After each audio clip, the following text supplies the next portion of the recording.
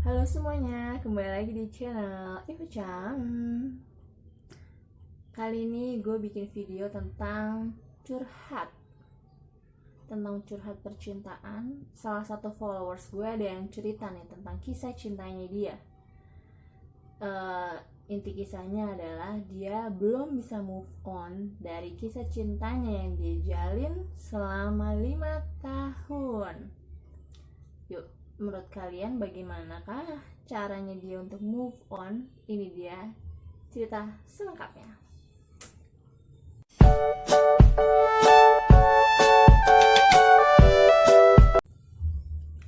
Jadi sebut saja si followers ini namanya A ya.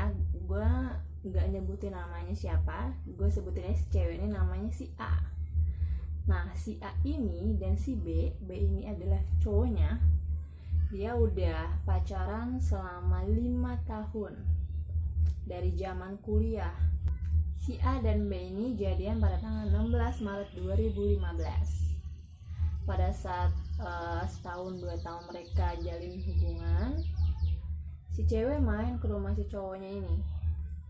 Pada saat main ke rumah, ternyata sang ibu tidak setuju dengan si cewek itu karena tidak memenuhi suatu kriteria dari sang ibu. Ini menyangkut suatu ras tertentu. Yang namanya orang tua biasanya kayak gitu kan, ada yang namanya harus ras ini ras itu kan. Nah, jadi si ibunya ini nggak setuju sama si cewek ini. Nah, jalan setahun kemudian lagi si cowoknya meminta serius. Nah, pada tahun 2017-nya si A ini disuruh sama si B cowoknya ini, coba dong kamu deketin ibu aku, gimana caranya biar dia setuju. Dia disuruh belajar masak, suruh rajin-rajin ke rumahnya, pokoknya deket-deketin sama ibunya dan segala macam. Akhirnya udah berhasil deketin, udah akrab sama ibunya. Nah, kemudian beberapa bulan kemudiannya si cowoknya ini ngajak tunangan ke si ceweknya. Oke.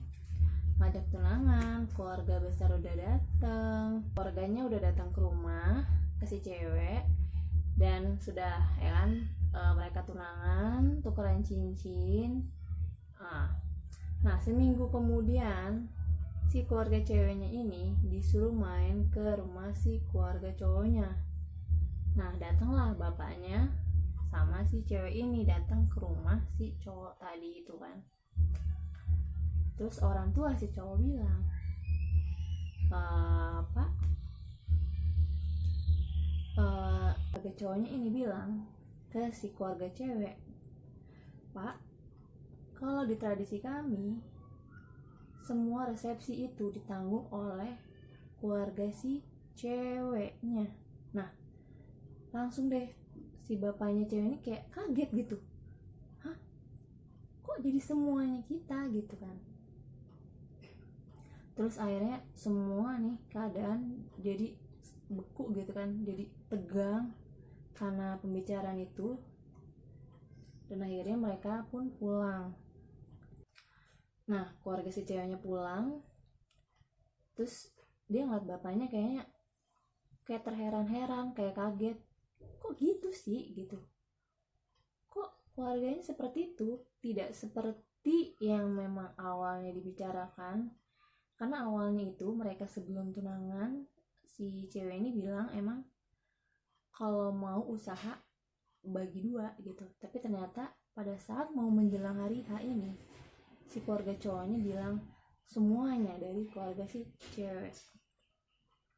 Seminggu kemudian si cowoknya datanglah ke rumah si ceweknya itu, menjelaskan ke bapaknya bahwa si cowoknya ini ternyata tidak ada tabungan sama sekali buat resepsi pernikahan mereka. Nah, jelas dong, terkaget-kaget semuanya. Si cewek ini juga kaget, bapaknya kaget, ibunya si cewek ini tuh kaget. Wah, gak salah gitu kan. Dia titip salam, katanya dari bapaknya si cowok ini titip salam bilang, nitip undangan 1000 undangan itu untuk pihak cowok, karena relasi bapaknya itu banyak banget, jadinya harus ngundang 1000 undangan.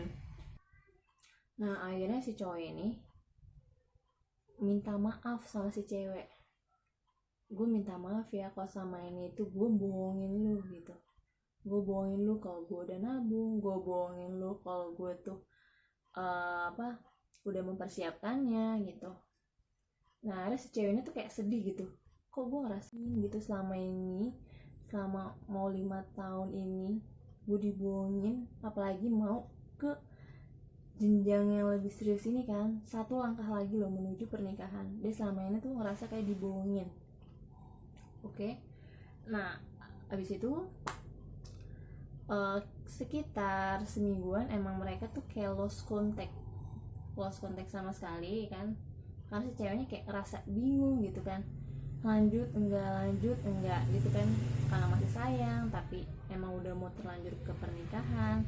Tapi dari segi finansialnya juga si ceweknya ini kan emang belum cukup juga duitnya, tapi dari si keluarga cowoknya kayaknya, nah dan emang dari si keluarga cowoknya ini juga nargetin nikahnya harus bulan itu gitu kan. Yaudahlah dia jadi kayak bingung gitu kan, bingung, lost contact, nggak kontak kan sama sekali.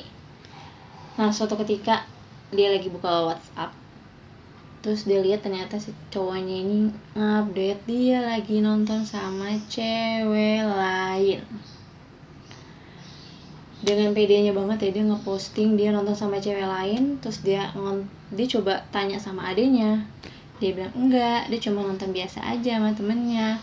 Terus dia nanya juga kan sama temennya, enggak, dia cuma nonton sama temennya doang. Tapi ternyata itu sama temennya. Dan ternyata dia jalan sama selingkuhannya. Selingkuhannya ini adalah cewek yang bikin mereka waktu itu berantem ternyata guys. Aduh, pasti nyakitin banget. Pasti ngeliat postingan itu tuh pasti sedih banget. Dan si cewek ini langsung lah nanya langsung nih ke cowoknya, kamu jalan ya sama si ini. Tapi si cowoknya nggak ngaku, bilangnya ya ketemuan lah di situ, nggak ngaku emang mereka habis nonton bareng gitu. Udah habis itu si cowoknya minta maaf, terus udah yuk kan balik lagi gitu kan ke niatan mereka berdua mau menikah gitu. Tapi si ceweknya kayaknya gila, gue udah ngerasa dibohongin gitu loh kan, ngerasa bukan dibohongin, ngerasa kayak dimainin sih jatuhnya, ngerasa dimainin kan, udah lagi ada masalah kayak gitu tapi dianya juga dimainin kan, cewek ngerasa kayak sedih, terpukul banget. Akhirnya ceweknya memutuskan buat mengakhiri hubungannya. Setelah mengakhiri, jelang sebulanan ternyata si cowoknya ini udah lamaran sama cewek lain. Tapi ceweknya beda ya, bukan cewek yang ada di status itu, bukan yang di status WhatsApp, bukan ya, bukan yang itu. Tapi ini ceweknya cewek lain. Mereka ternyata lamaran guys. Aduh, gue bingung sih, ini cerita sedih banget pasti. Dan sampai sekarang ini katanya ini cewek belum bisa move on dari si cowoknya itu. Nah menurut kalian nih, gimana sih caranya biar bisa move on gitu? Apakah kalian juga punya pengalaman pahit yang sama seperti ini nih, si dia ini nih, si cewek ini gitu? Nah kalian bisa share ya di kolom komentar. Dan bisa juga kalau kalian punya cerita tentang percintaan, mau sedih, mau apa, mau tentang horor juga boleh, kalian bisa share aja di IG gue @IVA